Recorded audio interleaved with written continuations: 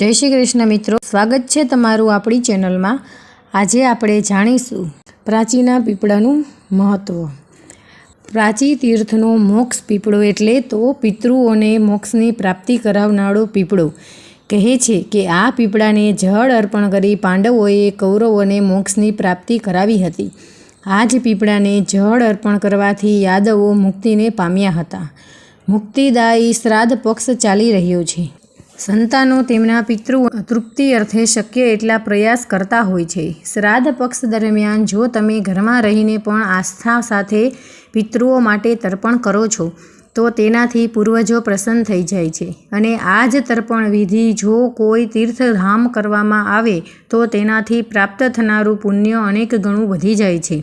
पण आजे अमारे पितृ मोक्षार्थे सर्वोत्तम मनाती ए भूमिनी वात करवी छे के जे काशी करता पण सविशेष महत्व धरावे छे। आ भूमि एटले प्राची तीर्थ, जेना विषे कहेवाय छे के 100 वार काशी अने 1 वार प्राची। प्राची तीर्थ क्षेत्र ए गीर सोमनाथ जिल्लाना सूत्रापाड़ा तालुकामां विद्यमान छे।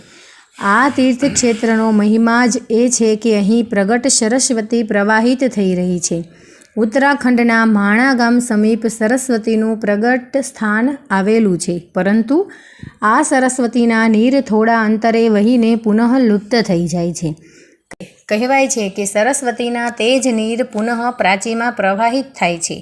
અહીં આ પ્રગટ સરસ્વતીમાં તેમજ મોક્ષ પીપળાના દર્શનનો અદકેરો મહિમા છે।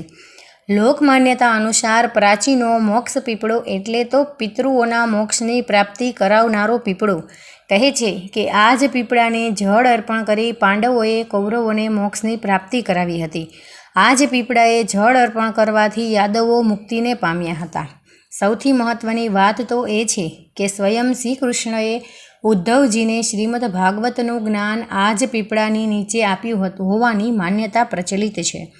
શ્રીમદ ભાગવત તો શ્રવણ માત્ર જીવ માત્રને મોક્ષની પ્રાપ્તિ કરાવનારું છે। તેવારે પ્રાચી તો એ પીપળો વિદ્યમાન છે કે જેને સ્વયં શ્રી કૃષ્ણના મુખે ભાગવતનું જ્ઞાન પ્રાપ્ત થયું છે અને એટલે જ તો તે સવિશેષ કૃપાથી પ્રાપ્તિ કરનારો મનાય છે। પ્રાચી એ મૂળે તો શ્રાદ્ધ કર્મ માટેની ભૂમિ છે।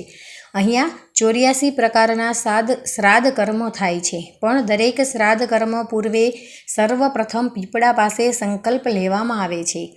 પ્રાચીમાં આવનારા શ્રદ્ધાળુઓ આસ્થા સાથે મોક્ષ પીપળા પાસે સંકલ્પ લે છે, તેને જળ અર્પણ કરે છે અને પિતૃઓની મુક્તિ અર્થે પ્રાર્થના કરે છે।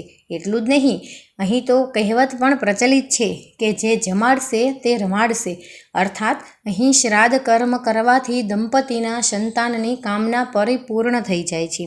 એટલે કે ભક્તોના સર્વ મનોરથો સિદ્ધ કરનારો છે પ્રાચીનો મોક્ષ પીપળો। આ હતી પ્રાચીના પીપળાનું મહત્વ।